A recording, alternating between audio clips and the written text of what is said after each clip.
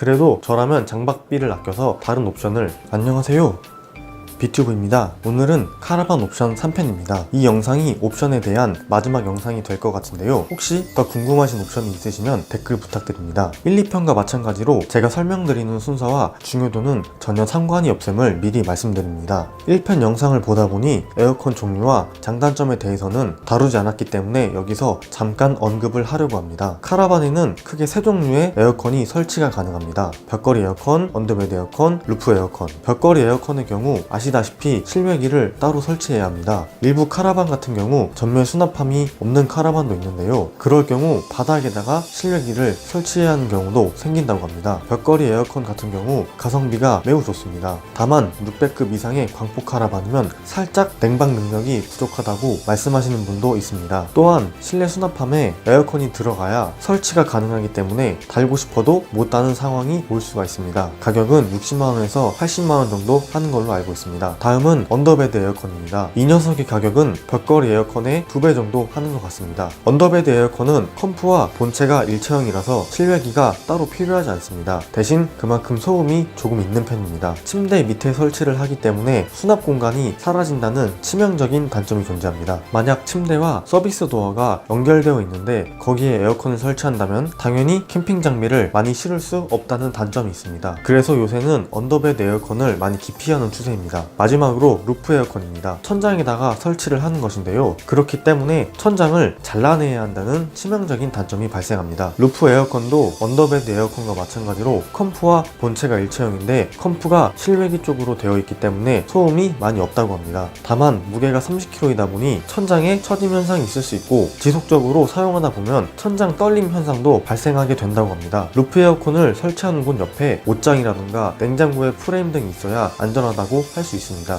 냉방 능력이 아주 빵빵하고 공간 활용도가 높은 것이 루프 에어컨의 특징입니다. 그리고 무엇보다 멋있습니다. 아, 저만 그런가요? 비튜브. 하지만 200만원이 넘어가는 가격이기 때문에 저 비튜브는 침만 삼키고 있습니다. 에어컨 설명은 짧게 여기서 마치겠습니다. 오늘의 첫 번째 주제는 태양광입니다. 저는 태양광은 필수 옵션이라고 생각하고 있습니다만 장착을 안 하신 분도 봤습니다. 태양광 옵션을 하지 않으면 무조건 220V 한전전기로 배터리를 충전을 시켜야 되는데요. 캠핑장에서 하거나 주택에서 해야 합니다. 하지만 대부분 아파트에 거주하시거나 캠핑장을 안 갈 때도 있기 때문에 99%의 카라반 유저분들은 태양광을 많이 장착합니다. 물론 매주 출정을 나가시는 분도 계십니다만 2주에 한 번 출정 나간다고 가정을 하고 120W짜리 태양광을 장착하게 된다면 1시간에 10A, 하루에 4시간 정도 충전이 가능하니 40A 정도 충전을 할 수 있습니다. 하지만 100% 다 충전이 안 되기 때문에 70%만 잡아도 하루에 대략 30A 정도 충전이 됩니다. 일주일이면은 200A 가량 충전이 되는데요. 보통적으로 납산 200A 정도 배터리를 장착하시기 때문에 일주일이면 충전이 되니 120W 태양광으로도 크게 부담이 없습니다.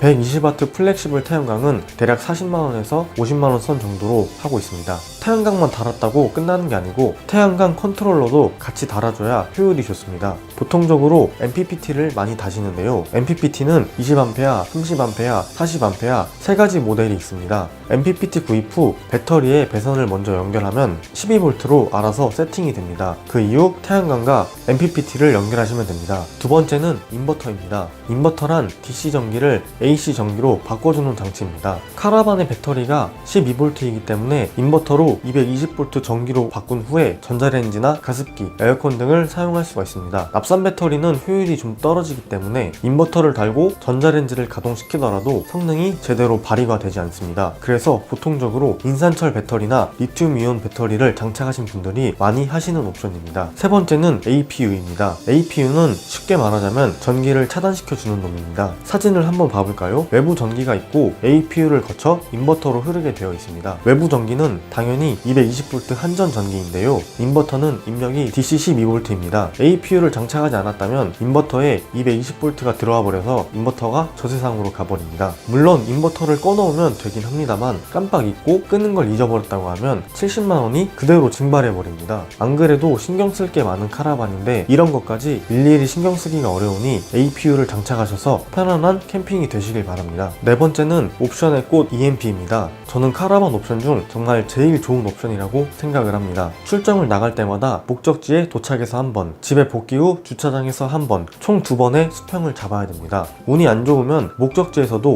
이동할 일이 생깁니다. 원축은 투축보다야 수평 잡는 게 수월하다고 합니다만 그래도 힘든 건 매한가지입니다. 투축은 수평 잡는데 시간이 다 갑니다. EMP는 유압 실린더와 수평계를 장착해서 버튼 하나만 누르면 수평을 알아서 잡아줍니다. 이때 앞쪽이 뒤쪽보다 살짝 낮아야 하기 때문에 텅잭을 조금 아래로 내려주시면 됩니다. 정말 편안하고 사기적인 옵션이기는 하나 가격이 사악하고 고장률도 꽤나 높다고 들었습니다. 그리고 정말 설치를 잘해주는 전문 업체에 가서 장착을 해야 합니다. 저는 하늘에서 돈이 떨어지는 일이 생기지 않았기 때문에 당연히 달지 못하고 있습니다. 가격은 400만원이고 영국식은 30만원을 추가 지불해야 되는 것으로 알고 있습니다. 사실 EMP만 있으면 저는 겨울에 딱히 장박을 하지 않아도 된다고 생각을 합니다. 그냥 목적지에 가서 버튼 하나 눌러서 수평을 맞춘 후에 카라반 실내에서 생활을 하면 되기 때문인데요. 물론 어닝 텐트가 없기 때문에 카라반 실내에서만 생활을 해야 되는데 좁긴 좁습니다. 그래도 저라면 장박비를 아껴서 다른 옵션을 ANG 카라반 수평에 대해 얘기가 나왔으니 3MP도 같이 설명드리겠습니다. 차MP라고도 불리는데요. 옵션보다는 다이라고 보는 것이 더 좋을 것 같습니다. EMP는 너무나 고가이기 때문에 대부분의 카라반 유저분들이 침만 삼키고 계십니다.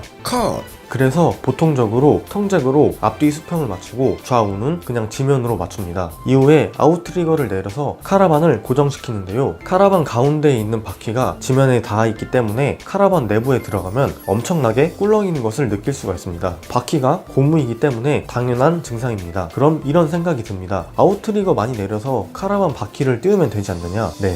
이론은 가능합니다만 많은 분들이 그렇게 하셨다가 아웃트리거가 망가졌다고 합니다. 카라반과 아웃트리거는 얇은 철판 하나로 장착이 되어 있습니다. 그래서 아웃트리거 보강을 많이 하신 다음 아웃트리거로 카라반을 아예 띄워버리는 분도 있으십니다. 하지만 제작 회사에서는 왜 이렇게 만들었을까요? 당연히 아웃트리거를 무리하게 내려서 수평을 잡지 말라는 뜻이라고 생각을 합니다. 그럼 당연히 바퀴가 지면에 닿기 때문에 카라반이 꿀렁일 수밖에 없는데요. 3MP를 달면 꿀렁임이 80% 정도는 잡힌다고 합니다. 3MP는 바퀴 옆에 지탱해주는 받침대를 하나 더 설치한다고 보시면 됩니다. 가격도 저렴하고 다이의 난이도가 그렇게 높은 편이지 않기 때문에 많은 분들이 3MP로 대체를 하십니다. 하지만 손재주가 조금 부족하신 분들은 어려우실 수가 있습니다. 그리고 간혹 금손이신 분들은 3MP 대신에 전동자키를 달아서 수평도 잡으시면서 3MP 역할도 전동자키로 대체합니다. 자키란 보통 어떤 물건을 들어 올릴 때 쓰는 받침대 같은 용어로 많이 통합니다. 유압자키, 오일자키, 핸드자키, 미니자키 등등등 많은 종류가 있습니다. 카라반에 설치할 전동자키는 자동차 펑크시 타이어를 갈아줄 때 쓰는 녀석인데요. 우리나라에서는 팔지 않고 있습니다. 중국 제품을 직구해서 다이를 해야 하는데요. 철판을 사다가 드릴 작업도 해야 되고 전동자키와 철판도 용접을 해야 되기 때문에 손이 많이 가는 다이입니다. 하지만 그만큼 엄청난 편리가 따라올 것입니다. 남들은 평평한 곳 찾아가서 수평 맞추고 고생을 할 때 만약에 전동자키를 설치했으면 아무 곳이나 가서 카라반 대놓고 전동자키로 좌우 수평을 맞춘 뒤에 아웃트리거만 내리면 되니까요. 전동자키는 너무 효율이 좋은 놈이기 때문에 만약 제가 다이를 성공한다면 리뷰하고 설치하는 방법도 영상으로 남기도록 하겠습니다. 영상을 재밌게 보셨거나 유익하셨다면 구독과 좋아요 한 번씩만 부탁드립니다. 항상 허접한 영상 시청해주시는 구독자 및 시청자분들 진심으로 감사드립니다.